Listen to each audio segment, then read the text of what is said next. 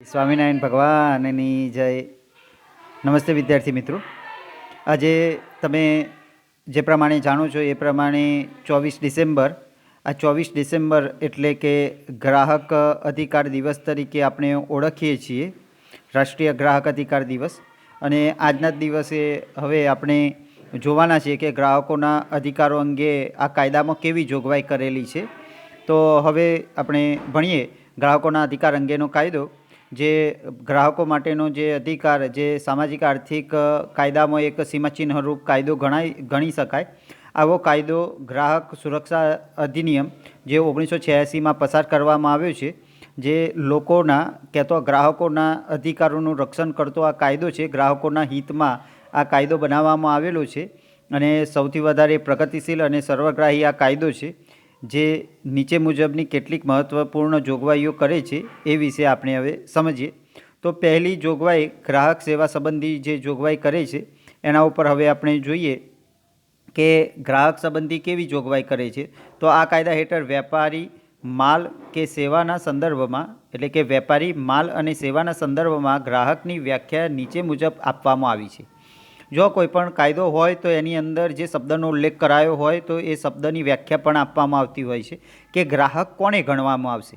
કારણ કે અદાલતની અંદર જ્યારે કેસ લડવાનો હોય ત્યારે પહેલાં તો જે વ્યક્તિએ દાવો કર્યો છે, જેને કેસ માંડ્યો છે, એ વ્યક્તિ ગ્રાહક છે કે નહીં એ સાબિત કઈ રીતના કરવું, તો એ માટેની અહીંયા જે કાયદામાં વ્યાખ્યા આપવામાં આવી છે એ અહીંયા લખેલું છે. તો એ પ્રમાણે આપણે સમજીએ. તો જે કોઈ વ્યક્તિ કોઈ ચીજવસ્તુ કે માલ કે સેવાની પૈસા આપીને અથવા અવેજના બદલામાં ખરીદી કરે. જો મિત્રો આટલું વાક્ય આપણે થોડુંક ટૂંકાવીને સમજીએ તો ઝડપથી ખ્યાલ આવશે. પહેલાં તો ચીજવસ્તુ ખરીદનાર વ્યક્તિ હોય, અથવા તો કોઈ માલ ખરીદનાર વ્યક્તિ હોય, અથવા તો સેવા ખરીદનાર વ્યક્તિ હોય.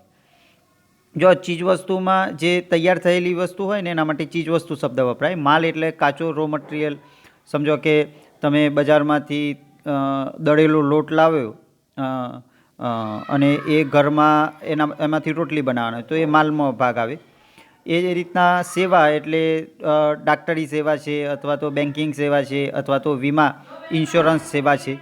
તો આ બધી સેવા સેક્ટરનો ભાગ છે. આ બધા વિશે તમે વિસ્તૃતમાં સમજો છો. તો આ ત્રણમાંથી ગમે તે એક વસ્તુ ખરીદનાર વ્યક્તિ હોય. હવે એ જે ખરીદે છે એ એવું જરૂરી નથી કે પૈસામાં જ ખરીદે. હા, પૈસામાં ખરીદે તો પણ એને ગ્રાહક ગણવામાં આવશે, અથવા તો અવેજના બદલામાં ખરીદે.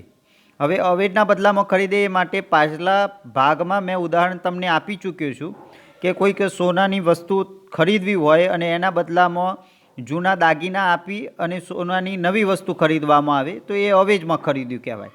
તો પૈસાથી ખરીદે અથવા તો અવેજથી ખરીદે તો પણ એને ગ્રાહક ગણવામાં આવશે. આગળ સમજીએ.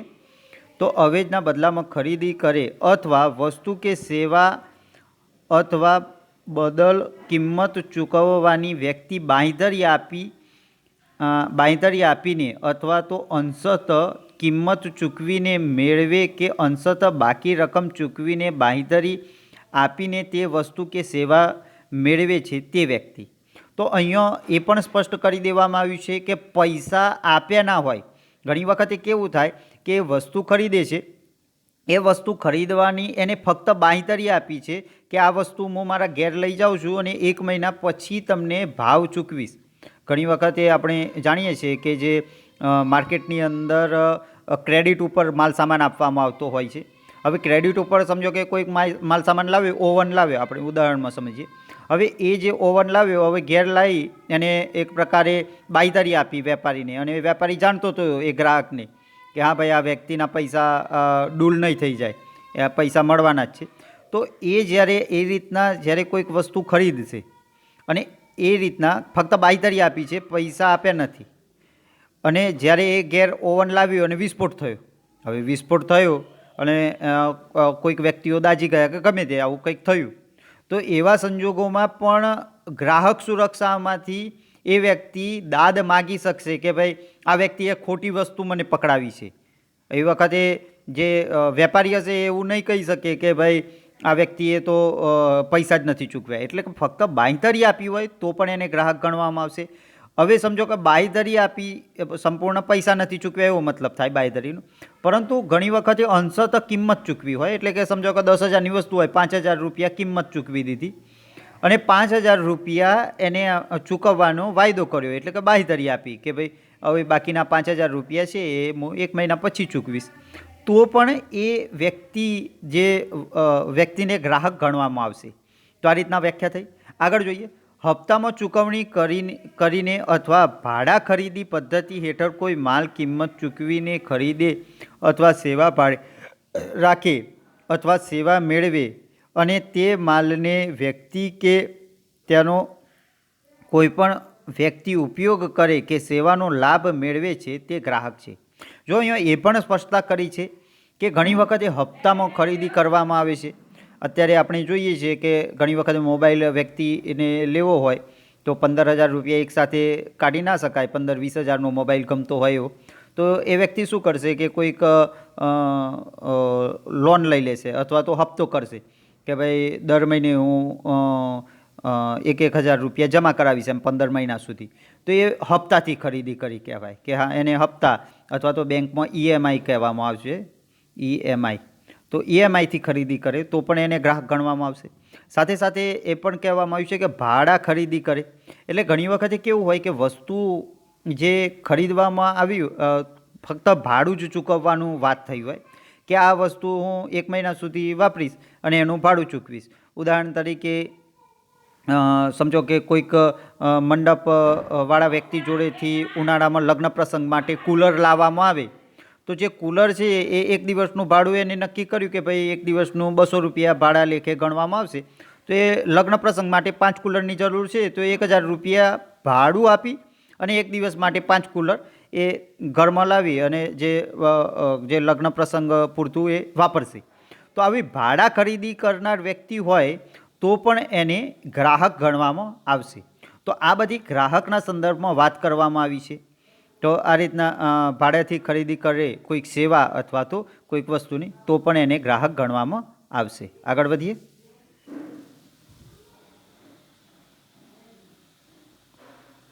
હવે ગ્રાહક કોને નહીં ગણવામાં આવે તો એ પણ અહીંયા સ્પષ્ટતા કરવામાં આવી છે. કારણ કે ગ્રાહક આટલું સમજીએ તો આપણને એમ જ લાગે કે બધા જ વ્યક્તિઓ ત્યારે તો ગ્રાહક થઈ ગયા, પરંતુ ના, કાયદામાં એવી પણ ઉલ્લેખ છે કે અમુક વ્યક્તિઓને ગ્રાહક ગણવામાં નહીં આવે. તો એ કયા વ્યક્તિઓ છે? તો ખરીદેલો માલ વેચવાના માટે ખરીદવામાં આવ્યો હોય, એટલે કે કોઈક ડિસ્ટ્રીબ્યુટર છે એના જોડેથી માલ ખરીદ્યો વેપારીએ, તો વેપારીએ એક માલ ખરીદ્યો ધંધાકીય કે વાણિજ્યિક હેતુ માટે, તો એવા સંજોગોમાં એ વેપારીને ગ્રાહક ગણવામાં નહીં આવે. કારણ કે કોઈક સમજો કે ગાડી બનાવનાર કોઈ કંપની છે, સમજો કે મારુતિ બનાવનાર કોઈ કંપની છે. હવે એને મારુતિ બનાવી તો એ મારુતિ ડિસ્ટ્રીબ્યુટરને આપશે કે ગુજરાતનું એક ડિસ્ટ્રીબ્યુટર હોય તો ગુજરાતને ડિસ્ટ્રીબ્યુટરમાં આપશે, એક ડિસ્ટ્રીબ્યુટર મહારાષ્ટ્રમાં હોય તો આ બધાને એ ગાડીઓ આપશે. હવે આ ડિસ્ટ્રીબ્યુટર જે બીજા વેપારી હોય, જે મોડાસા લેવલે હોય, હિંમતનગર લેવલે હોય, તો એને એ ગાડીઓ પહોંચતી કરશે. તો અહીંયા આ વેપારીને આપી અને પછી એ વેપારી મારફતે ગ્રાહકો સુધી આ ગાડીઓ પહોંચતી થશે. તો આ જે ડિસ્ટ્રીબ્યુટર છે એ અને આ વેપારી, એને ગ્રાહક ગણવામાં નહીં આવે. કારણ કે એ જે વસ્તુ છે એ વાણિજ્યિક હેતુ માટે કહેતો એને નફો મેળવવા માટે એમના દ્વારા લેવામાં આવી છે. જે ઉત્પાદક છે, આ જે મારુતિ કારનું મેન્યુફેક્ચરિંગ કરનાર ઉત્પાદક છે, એના જોડેથી આ ખરીદવામાં આવેલી છે. અને શાના માટે? તો ધંધાકીય અને વાણિજ્યિક હેતુ માટે કહેતો પૈસા કમાવાના હેતુ માટે ખરીદવામાં આવેલી છે. તો એ જે વ્યક્તિઓ છે ડિસ્ટ્રીબ્યુટર ને વેપારી, એને ગ્રાહક ગણવામાં નહીં આવે. અને જે એ વસ્તુઓ જે ઉપભોગ માટે ખરીદવાનું છે એ વ્યક્તિને ગ્રાહક ગણવામાં આવતો હોય છે.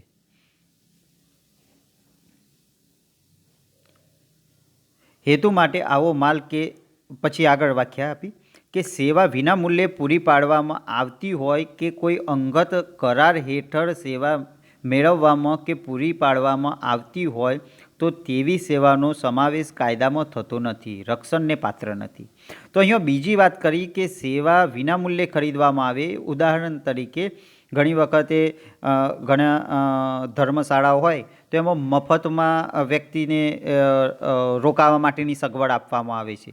તો આવા સંજોગોમાં મફતમાં જે રોકાવાની સગવડ આપી છે અને એવા સંજોગોમાં સમજો કે જે રોકાવાની સગવડ આપી છે ને ત્યાં જ કોઈ કારણોસર જે પંખો બગડ્યો હતો ને એ પંખો વ્યક્તિના માથા ઉપર પડે અને વાગ્યું, તો એવા સંજોગોમાં જે વ્યક્તિએ સેવાનો ઉપભોગ કર્યો છે, જે બીજા કામથી આવી અને ત્યાં ફક્ત એક દિવસ માટે રોકાવાનો હતો અને આજુબાજુના વિસ્તારો ફરવા માટે, તો એવી ધર્મશાળામાં જે વ્યક્તિએ રોકાણ કર્યું છે, એક જ મિનિટ મિત્ર થોડુંક,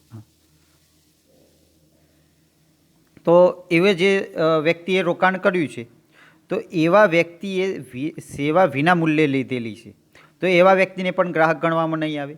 એ જ રીતના કોઈ અંગત કરાર હેઠળ કોઈક સેવા મેળવી હોય, અંગત કરાર એટલે ઉદાહરણ તરીકે કોઈએ શરત મારી કે આ વખતે ભારત અને પાકિસ્તાન, ભારત અને ઇંગ્લેન્ડની મેચ છે, એમાં એક વ્યક્તિ કહે કે ના આ વખત તો ઇંગ્લેન્ડની ટીમ બહુ જ સ્ટ્રોંગ છે, બીજો વ્યક્તિ કહે કે ભારતની સ્ટ્રોંગ છે, અને એમાં શરત લાગી. એમાં જે શરત લગાવનારે શરત જીતી ગયો અને એ શરત એ રીતની હતી કે એ વ્યક્તિ કે જે ગામડાની અંદર આ શરત મારી હોય કે જો ભારત જીતે તો તારે મારા ખેતરમાં કામ કરવા આવવાનું, એક્સ વ્યક્તિના ખેતરમાં, અને જો ઇંગ્લેન્ડ જીતે તો વાય વ્યક્તિના ખેતરમાં કામ કરવા આવવાનું. તો અહીંયા અંગત કરાર થયો. કયો? તો એક પ્રકારે શરત મારેલી. તો આવા કોઈક શરત લગાવી હોય અને પછી કોઈક સેવા અથવા તો કોઈક વસ્તુ મેળવે તો એવા વ્યક્તિને પણ ગ્રાહક ગણવામાં નહીં આવે અને એવા વ્યક્તિઓને રક્ષણ મળવા પાત્ર નથી ગ્રાહક સુરક્ષા અંતર્ગત. હવે આગળ વધીએ. આમ આ કાયદાના હેતુઓ ગ્રાહકોને ઊંચી ગુણવત્તા યુક્ત વિવિધ માલ કે સેવાઓ પ્રાપ્ત થાય તેમજ ગ્રાહકના હિતોનું રક્ષણ થાય તે જોવાનું છે. આ કાયદાની જોગવાઈઓ મુજબ માલ કે સેવાની ગુણવત્તા, પ્રકાર તેમજ કરાર અન્વયે કે પ્રવર્તમાન કાયદા મુજબ સેવા આપવાની રીત વિરુદ્ધ સેવામાં ખામી જણાય, એટલે કે અહીંયા ગુણવત્તા કોઈક માલ છે અથવા તો સેવામાં ગુણવત્તામાં અથવા તો કોઈપણ પ્રકારનું જે પ્રમાણે બાંયધરી આપવામાં આવી છે એની વિરુદ્ધમાં કોઈક જણાય, એવી સેવા જણાય, ઉણપ લાગે કે માલ હલકી કક્ષાનો ખામીયુક્ત જણાય તો ગ્રાહક કાયદા હેઠળ ફરિયાદ કરી શકે છે. તો આ રીતના ફરિયાદ કરી શકે છે. આપણે જે અત્યારે સમજી રહ્યા છીએ ગ્રાહક સુરક્ષાના જે કાયદા ઉપર 1986ના, તેમાં જે બીજો ભાગ ગ્રાહકોના અધિકારો. તો હવે ગ્રાહકની વ્યાખ્યા સમજ્યા પછી ગ્રાહકોને કયા કયા અધિકારો આપેલા છે તો એના ઉપર જોઈએ.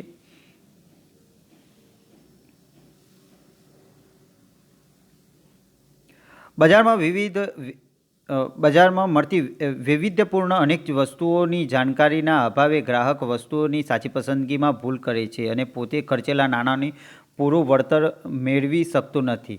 તેના નાણાં વેડફાઈ જાય છે અને પોતે છેતરાઈ ગયાનો અફસોસ વ્યક્ત કરે છે. સામાન્ય રીતે ગ્રાહક આ રીતના મોટાભાગે જ્યારે એને વસ્તુ એક પ્રકારે એડવર્ટાઇઝ જોઈ અને આકર્ષકતા જોઈ અને વસ્તુ ખરીદી હોય, પરંતુ હકીકતમાં એની ગુણવત્તા એટલી સારી ના હોય અને એના પરિણામે એ વ્યક્તિ જ્યારે આવા નાણાં એના વેડફાઈ જવાનો એક અનુભવ થાય કે ભાઈ પૈસા પડી ગયા અથવા તો નાણાં વેડફાઈ ગયા, તો એનો અફસોસ જ વ્યક્ત કરે છે. હલકી કક્ષાની બનાવટી ભેળસેળયુક્ત નીચી ગુણવત્તાવાળા ખાદ્ય પદાર્થો ખરીદીને અનેક રોગો નોતરે છે. તો આવી આપણે જે હલકી કક્ષાની બનાવટી વસ્તુઓ હોય, ભેળસેળયુક્ત વસ્તુઓ હોય, ખાસ કરીને ખાદ્ય પદાર્થો હોય છે જે મસાલા છે અથવા તો અલગ અલગ ખાદ્ય પદાર્થો, તો ઘણી વખતે એમાં ભેળસેળયુક્ત હોય. તો આ બધે જે ભેળસેળયુક્ત હોય કે નીચી ગુણવત્તાના હોય, તો આ બધાના પરિણામે એ વ્યક્તિનું જે સ્વાસ્થ્ય હોય છે એ પણ બગડતું હોય છે, રોગો એનાથી થતા હોય છે, જેથી આરોગ્યને નુકસાન થાય છે. તોલમાપ, ભેળસેળ અને બનાવટ, છેતરપિંડી, ભાવોમાં લૂંટફાટ અને ભ્રષ્ટાચારી અનૈતિક રીત રસમથી સમાજનું નૈતિક ધોરણ નીચું જાય છે.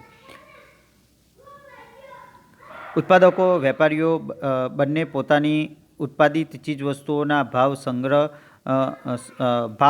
સંગ્રહ ગુણવત્તામાં એકરૂપતા અને પારદર્શિતા રાખે તે માટે કાયદામાં જોગવાઈ કરી છે.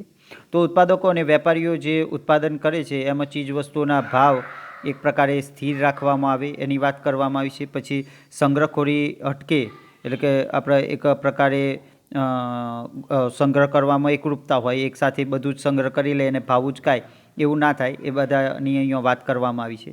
આ જોગવાઈઓથી ગ્રાહક જાગૃત બને અને ગ્રાહકોને છેતરવાની વિવિધ તરકીબો, ખોટી રીત રસમો સામે લડત સી રીતે આપી શકાય તેનું શિક્ષણ અને વિવિધ ઉપાયો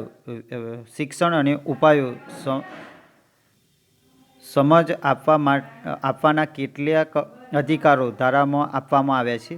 આ અધિકારોનું રક્ષણ કરવું એ ગ્રાહક જાગૃતિનો મુખ્ય ઉદ્દેશ્ય છે. કાયદા હેઠળ ગ્રાહકને 6 અધિકારો આપવામાં આવ્યા છે. તો આ રીતના ગ્રાહકોને આ પ્રકારના 6 અધિકારો આપવામાં આવેલા છે, જેના મારફતે એક પ્રકારે ગ્રાહકોનું રક્ષણ તો થાય, સાથે સાથે આ જે કાયદામાં એક પ્રકારે જે ગ્રાહકો છે એમને શિક્ષણ આપવાની પણ વાત કરવામાં આવી છે. અને એટલા જ માટે ઘણી વખતે તમે જે ચેનલ હોય, ટીવી ચેનલ, તો એની અંદર જાગો ગ્રાહક જાગો નામે જાહેરાત પણ આપવામાં આવે છે. એમાં અલગ અલગ રીતના ગ્રાહક છેતરાતો હોય તો એ ના છેતરાય એ માટેના જે નુસ્ખા છે એ બતાવવામાં પણ આવતા હોય છે. તો એ જાગો ગ્રાહક જાગો જે જાહેરાત આપવામાં આવે છે એ આ કાયદા જે ગ્રાહક સુરક્ષાનો જે કાયદો છે એ અંતર્ગત જ આપવામાં આવે છે. આગળ જોઈએ, સલામતીનો અધિકાર, એના ઉપર હવે જોઈએ. જે ગ્રાહકોને ટોટલ 6 પ્રકારના અધિકારો આપવામાં આવેલા છે. સલામતીનો અધિકાર, માહિતી મેળવવાનો અધિકાર, પસંદગીનો અધિકાર, રજૂઆત કરવાનો અધિકાર, ફરિયાદ નિવારણનો અધિકાર. તો આવા જે અધિકારો આપવામાં આવે છે અને ગ્રાહકને શિક્ષણ મેળવવાનો અધિકાર પણ છે. તો આ અધિકારોમાં હવે આપણે વારાફરતી એક એક ઉપર આપણે હવે જોવાના છીએ. મિત્રો, સલામતીના અધિકારની વાત કરીએ તો આ જે ઉત્પાદિત થયેલી ચીજવસ્તુઓ કે સેવાઓ હોય તો એમાં કોઈ પણ ગ્રાહકનું જાનમાલનું કોઈ પણ પ્રકારનું નુકસાન ના થાય, આરોગ્યને હાનિ કરતા ના બને એ માટેની વાત કરવામાં આવી છે. અને આ કાયદા અંતર્ગત એવી ઉલ્લેખ કરવામાં આવ્યો છે કે જો ગ્રાહકના આરોગ્યને જોખમ ઉત્પન્ન થાય એવો કોઈ પણ માલ સામાન બનાવવામાં ના આવે. અને એટલા જ માટે હવે આપણે જોઈ શકીએ છીએ કે જે પહેલાં જે કપડાં હતા તો એ લેડયુક્ત કલર હોય એમાંથી બનાવવામાં આવતો, જે કપડા ઉપર લેડયુક્ત કલર કરવામાં આવતો હતો. પરંતુ એ કલર હવે કરવામાં નથી આવતો, કારણ કે એ જે કલર લેડયુક્ત કલર વાપરી અને જે કપડાને રંગવામાં આવ્યા હોય તો એનાથી ગ્રાહકના ચામડીના રોગો અથવા તો કેન્સર સુધીની પણ બીમારીઓ એમાં થઈ શકતી હોય છે. તો એ ના થાય એટલા માટે હવે એક પ્રકારે આ એક ઉદાહરણ આપ્યું કે આ રીતના ગ્રાહકોને જો સ્વાસ્થ્યનું જોખમ હોય તો એ પ્રકારનું જે ઉત્પાદન છે એ બંધ કરવામાં આવે. તો એ પણ અહીંયા વાત કરવામાં આવી છે.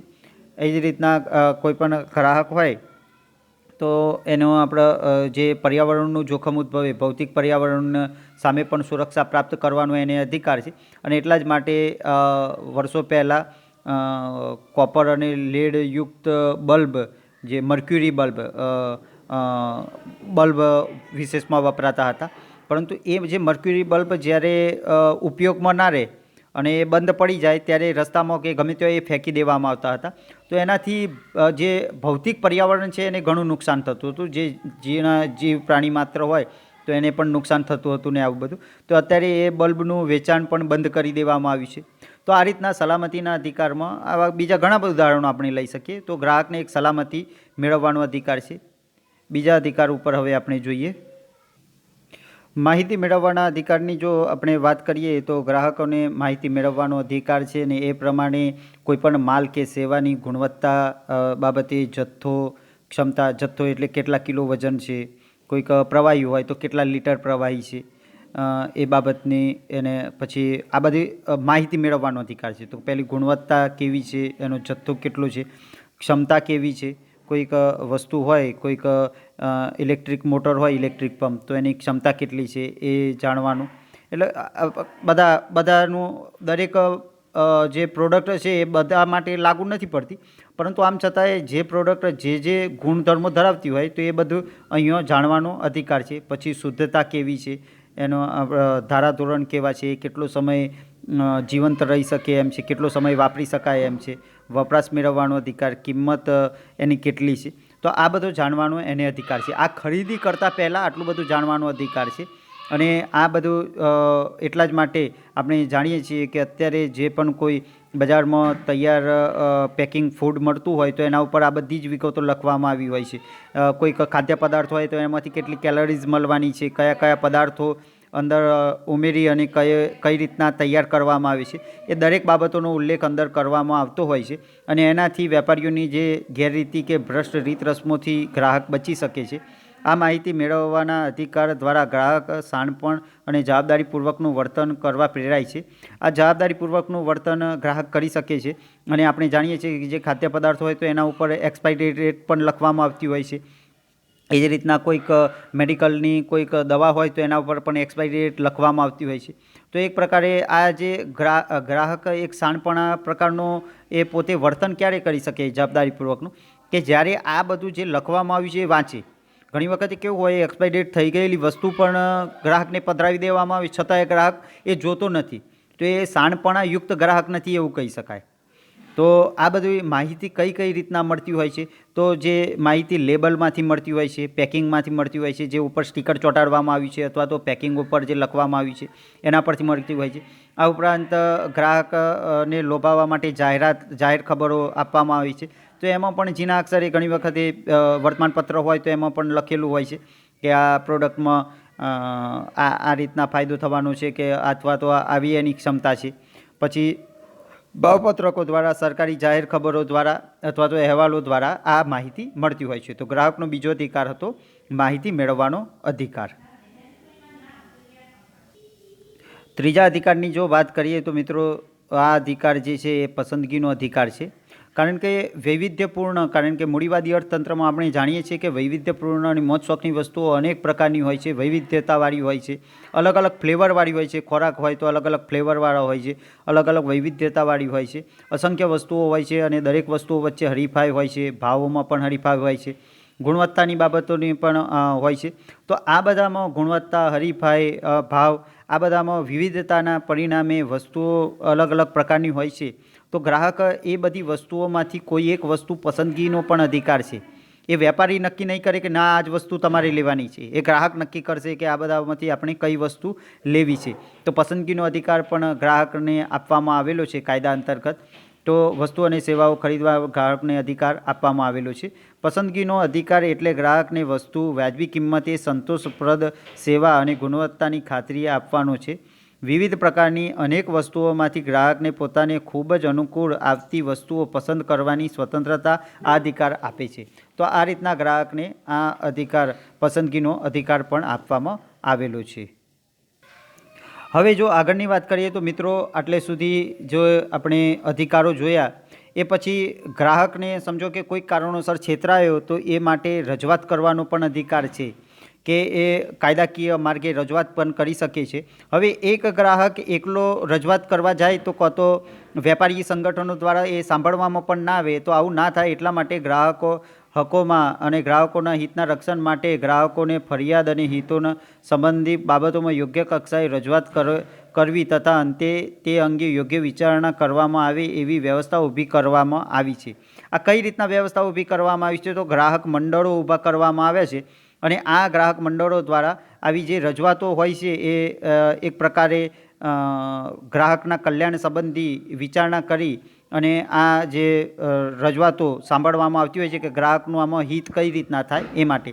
અને આ જે મંડળો હોય છે એ બિનરાજકીય, બિનરાજકીય એટલે કોઈક ભાજપ, કોંગ્રેસના ઉમેદવારો કે આમાં ગ્રાહકોનું એક મંડળ ઊભું કરીએ તો એનાથી વોટમાં વધારો થઈ જશે, તો આવા રાજકીય લોકોથી એ અલિપ્ત રાખવામાં આવે છે. બીજું એ બિનધંધાકીય છે કે ભાઈ ચલો ગ્રાહકોનું સંગઠન બનાવીએ, વકીલ મારફતે ગ્રાહકોનું સંગઠન બનાવવામાં આવે ને એનો ઉદ્દેશ એવો હોય કે ગ્રાહકો જોડેથી દર મહિને કે દર વર્ષે પૈસા જે લેવાના અને કેસ આગળ ચલાવી રાખવાનો. તો એવું પણ અહીંયા કરવામાં નથી આવતું. હા, વકીલ અંદર રહી શકે છે, વકીલ એક સેવાના ભાવથી અંદર જોઈન્ટ થઈ શકે છે અને એ પોતે એક પ્રકારે લોકોમાં જાગૃતતા લાવવાનો એક કામ પણ કરી શકે છે અને કેસ પણ લડી શકે છે. તો આ રીતના અહીંયા સ્પષ્ટતા કરવામાં આવી છે કે જે મંડળો હશે એ બિનધંધાકીય હશે, કે કોઈ મંડળ બનાવવામાં આવે એનો ઉપયોગ એ મંડળ કોઈ ફાયદો પ્રાપ્ત કરે, ગ્રાહકો જોડેથી પૈસા લઈ અને કોર્ટમાં કેસ કરે અને જે પૈસા લીધા છે એ પૈસા એક પ્રકારે ધંધાકીય ઉપયોગ માટે એવું નહીં કરે. હા, કોર્ટ ફી થતી હોય અને એક નોમિનલ ફીમાં જેટલી કોર્ટ ફી છે એટલી જ ગ્રાહક જોડેથી લઈ અને કેસ લડવામાં આવે તો એ બિનધંધાકીય માર્ગ થયો. તો અહીંયા જે મંડળ બનાવવાની વાત છે એ બિન રાજકીય બિન ધંધાકીય એક મંડળ રચવાની વાત કરી છે, જેમાં ગ્રાહકોના પ્રતિનિધિઓને સ્થાન આપી તેમની રજૂઆતોને સાંભળવાની વ્યવસ્થા ઊભી કરવામાં અને કાયદા હેઠળ જોગવાઈ કરવામાં આવી. તો આવી જે જોગવાઈ કરવામાં આવી છે એક પ્રકારે કે એમની જે ગ્રાહકોની રજૂઆતો છે એ સાંભળવામાં આવે અને એક પ્રકારે ગ્રાહકોની જે સમસ્યાઓ છે એનું નિવારણ કરવામાં આવે. આગળનો જે અધિકાર છે એ ફરિયાદ નિવારવાનો અધિકાર. આ ફરિયાદ નિવારવાના અધિકારમાં જે ગ્રાહક જોડે અપ્રામાણિક વેપારી રીત રસમોના પરિણામે જે બેદરકારીના પરિણામે જે ગ્રાહકને નુકસાન થયું છે, અનૈતિક રીતના એનું શોષણ થયું છે, એ શોષણની ભરપાઈ કરવાની અહીંયા વાત કરવામાં આવી છે. આ ફરિયાદોનું નિવારણ કરવા માટે એક જે તંત્ર પણ ઊભું કરવામાં આવેલું છે, આગળ આપણે વાત કરવાના જ છીએ. પણ ફરિયાદ નિવારણમાં કયા કયા ઉપાયો ગ્રાહકને પ્રાપ્ત થતા હોય છે, તો આના માટે ગ્રાહકનો જે માલ હોય એ બદલી આપવામાં આવે અથવા તો પાછો લઈ લેવામાં આવે અથવા તો પૈસા પાછા આપી દેવામાં આવે. ચાર્જ વસૂલ કર્યા વગર એનું સમારકામ કરી આપવામાં આવે. કોઈ એક વસ્તુ એવી હોય બગડી ગઈ હોય તો એનું સમારકામ કરી આપવામાં આવે અથવા તો બદલી આપવામાં આવે અથવા તો એ વસ્તુ એના જોડે જ રહે ગ્રાહક જોડે અને પૈસા પણ પરત ચૂકવવામાં આવે. તો આવી અલગ અલગ રીતના એ ફરિયાદોનું નિવારણ પણ કરવામાં આવતું હોય છે. આવી એક કે એકથી વધુ રાહતો વળતર રૂપે માંગી શકે છે. ગ્રાહક વળતર માંગે કે ન માંગે પણ રાહત કે વળતર મેળવવા એ કાયદા હેઠળ હકદાર છે. તો આ રીતના એક ગ્રાહક આ રીતના જે એક પ્રકારે વળતર મેળવવા માટે અથવા તો જે તકલાદી વસ્તુ હોય તો એના બદલામાં એ વસ્તુ સમારકામ થાય અથવા તો વસ્તુ બદલી આપવા માટે પણ એ હકદાર છે. જો એ પ્રમાણેનું જે વસ્તુ છે એમાં જે પ્રમાણેની જોગવાઈ કરેલી હોય એ પ્રમાણેની વસ્તુ ના હોય તો એ માટે ગ્રાહક એક હકદાર બનતો હોય છે.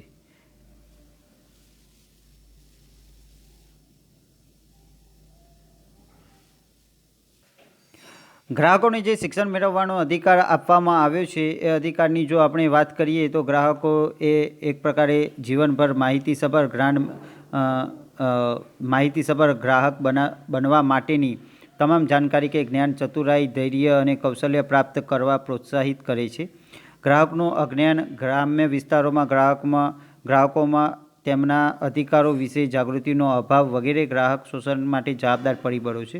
તો આ જે ગ્રાહક માટે જવાબદાર જે પરિબળો છે એમના શોષણ માટેના જવાબદાર પરિબળો, તો એમાં ગ્રાહકોનું અજ્ઞાન એ મુખ્ય બાબત છે. ગ્રામ્ય વિસ્તારોમાં જે જાગૃતિનો અભાવ છે એના પરિણામે ગ્રાહકોનું શોષણ થતું હોય છે.